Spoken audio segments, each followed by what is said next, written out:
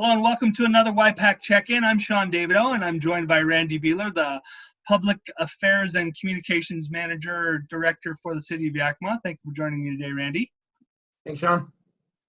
And today we're going to talk again about some of the information about COVID-19 and some of the recent actions taken by the Yakima City Council. Now, the Yakima City Council had a meeting recently and they've changed the emergency declaration. Can you talk about that a little bit?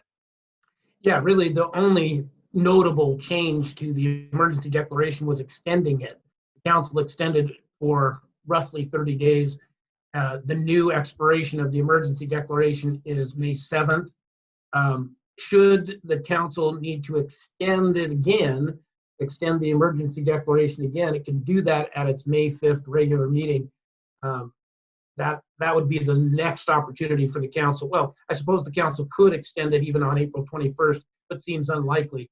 We'll know where the state is at with its stay home, stay healthy order as of May 4th, I believe, is when that is set to expire.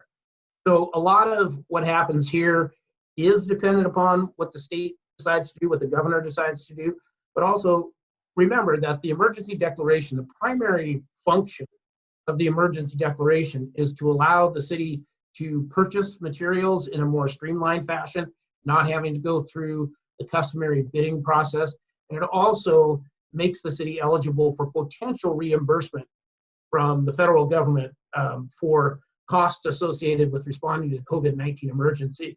So we'll see how this continues to unfold, but right now the emergency declaration is in place until May 7th. Okay, now, can you talk a little bit about day-to-day operations? How is this affecting day-to-day operations? What are some of the things that are going on in the city right now? Well, you know, I said it the last time we talked, and I very much mean it, that we're fortunate that we have all of the city operations running normally. This could be quite a different scenario where we could be dealing with power outages or inability to pick up refuse or water system problems. None of those are going on.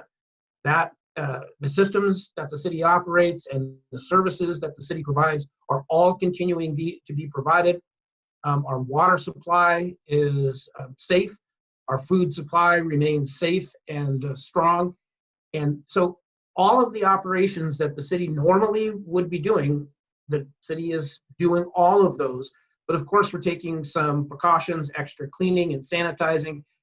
Many city employees you'll see wearing masks, certainly when in public, in accordance with the CDC recommendation, but also in maybe even inside a building. If you happen to go inside a building, there aren't many city buildings open right now to public access, but you may encounter employees with wearing masks. And also, the operation of the city has changed, I would say, rather dramatically, because we have quite a few employees who are performing their functions and working from home. It is extraordinary to me that we're able to do that, and we're able to do it as quickly as possible, getting the right equipment in the hands of the right people so that they could work from home. But other than that, I don't think people are going to be seeing an interruption in city services. But as we keep saying, we really encourage you to conduct business with the city online, using a telephone, email, all of those things except in person. We want to avoid that as much as possible. Right. Now, one of the things let's talk a little bit about COVID-19 and some of the efforts that are being made in the area. There's a new testing site available. It's going to be at the Sundome, correct, at State Fair Park. Can you talk a little bit about that? Right. Opened 2 days back here at the Sundome parking lot, State Fair Park. That testing site is being operated by the Yakima Health District, the Yakima Valley Office of Emergency Management, PNWU, our medical school, and the Washington National Guard. All of those entities are joining together to coordinate and operate that testing site. Now, this may add to numbers. With the number of testing going on, it could very well add to the number of cases that are showing up out there. So the numbers could spike in our area relatively quickly, right? Right, and we've already seen that in the last, certainly over the last week. We've seen a significant number of new cases announced, and these are, maybe a better way to say it is newly discovered. cases because many of those people could have already been infected, but simply had not been tested because of the lack of availability of testing kits. With those testing kits now becoming more available, of course, those numbers are going to go up. But we're looking, forward to a peak, and depending on different models, that may occur a little bit later this month here in Yakima County.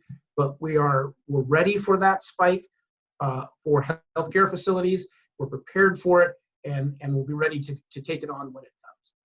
And some of the good news from across the state is it seems like Washington State has been able to bend the curve, and we're one of the places in the country that is actually changing the trajectory and bending the curve, actually.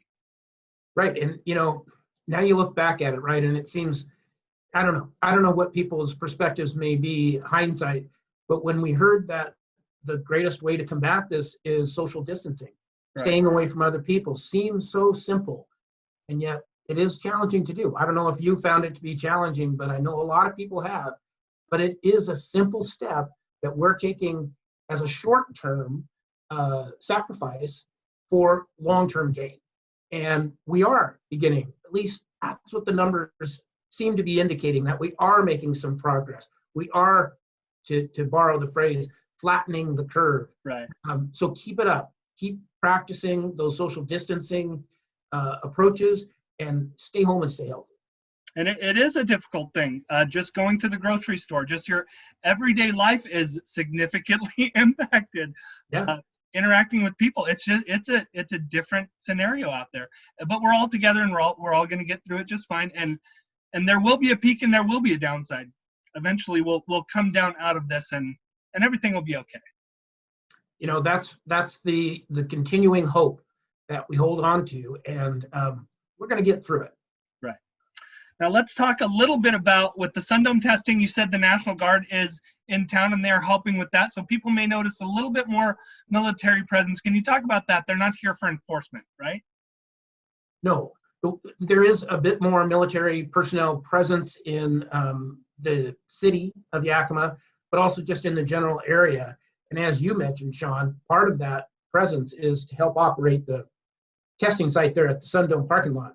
But military personnel are also helping move supplies around to different locations, particularly healthcare facilities. So you may see a few more people dressed in military uniforms, driving military vehicles in the area, but they're not here for any enforcement purpose, simply to assist in the response to the emergency. They're just here to help us. Yes. Let's talk a little bit about now some of the effects, economic effects, and other things that are affecting city businesses. Air travel, airport trips into the Yakima airport have been slowed down. Passenger numbers are down, so they've cut a couple flights. Can you talk a little bit about that? Right. Actually, within the next couple of days, we're shooting this on what is today, the 8th of April. And in a couple of days, the flights here to Seattle, from Yakima to Seattle, Seattle to Yakima, will be cut to one flight per day for Horizon Air, run by Alaska Airlines. And that's not uncommon. All across the country, all across the state, airlines are reducing their flights, reducing the number of flights, simply because there's cost associated with running an airplane and fuel and staffing and so forth. So they've reduced that flight schedule here in Yakima to one per day. It will arrive from Seattle at about 1 o'clock and then leave at about 2 o'clock. That also has some ramifications, I guess, for access to the terminal building at the Yakima Airport, because the terminal building usually stays open and accessible until much later in the evening, because we have flights that come in much later at night usually.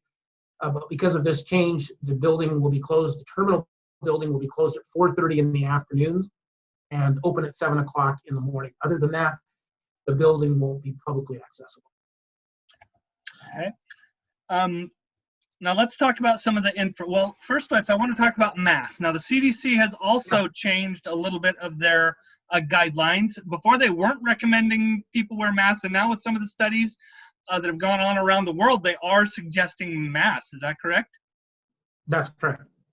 Now, I have a few examples of different masks here. And so this is a homemade mask. This is a cloth mask. This was made by my mother-in-law. It's even a custom. It's got a little Star Wars design. And this is the lowest, as I understand, this is the lowest form of protection. So it's just cloth, but they think that having just this on alone will help from spreading the disease, right? That's correct. And this is a different one. This is more of a surgical mask. So this is a medical grade surgical mask. It offers a little bit more protection. And this here is an N95 mask. So this is what they wear to protect themselves in a COVID situation. And one more that I'd like to show you is some masks that were made by Makerspace. This was made by Nick Romero and our friends at Makerspace. His mother is a nurse at Toppenish Hospital, and they got together and they made several of these masks which fit right on your face, just like this. We've got a little chroma key going on, so it's keying out there a little bit. But and this is a custom-made mask for our first responders and nurses in the hospital. So what a wonderful community effort that's being made out there. Truly, absolutely. I will make one comment about the surgical masks that comes from health officials. They're encouraging, the average person out there not to go and get a bunch of surgical masks. Those are needed for our healthcare professionals. The cloth mask, according to the CDC's recommendation, is just fine for us to be wearing if we're going to the grocery store, if we're going to pick up medicine, if we're going to get gas even. This mask. Yep. To wear a cloth mask is the recommendation right now. Again, a small thing that we can do for a big return. Yes, and a wonderful effort. There are multiple groups out there sewing. A lot of people that are at home right now are sewing masks for our nurses and doctors and our healthcare workers. So tremendous community effort. Very much appreciated. And that's just one of the examples of how this community is coming together. We have restaurants, of course, it's almost the beginning of this, who are making meals, free meals for those in need. We have a local distillery that's making hand sanitizer. Right. You talked about people making masks. This really is an awesome example and an awesome representation of community. And Yakima is very, very well known for that. When Yakima needs to step up and give, Yakima is one of the most giving places out there. You bet. Let's give people some information. There's a lot of information on the City of Yakima's website, correct? People can find a lot of COVID information right on our website. Yes, they can find specific information for the City of Yakima. They can also find a new message that Yakima Mayor Patricia Byers just recorded recently. And there's also links on that site, that web page on the city's website, which is accessible right on the front page. Top of the page, the banner up there, you click on that. There are also links on that page to the Washington State Department of Health, to the Centers for Disease Control and Prevention, to the Yakima Health District, etc. So you're not only relying on our information, but also being linked to other information. Wonderful. Now, it's not all COVID-19, as we said before. It's springtime outside. One of the things that I've been working on has been a little showing of springtime in our valley. So we'll close this interview with a little musical montage to Spring Awakening in our city. Thank you for joining me, Randy. Thanks, Sean.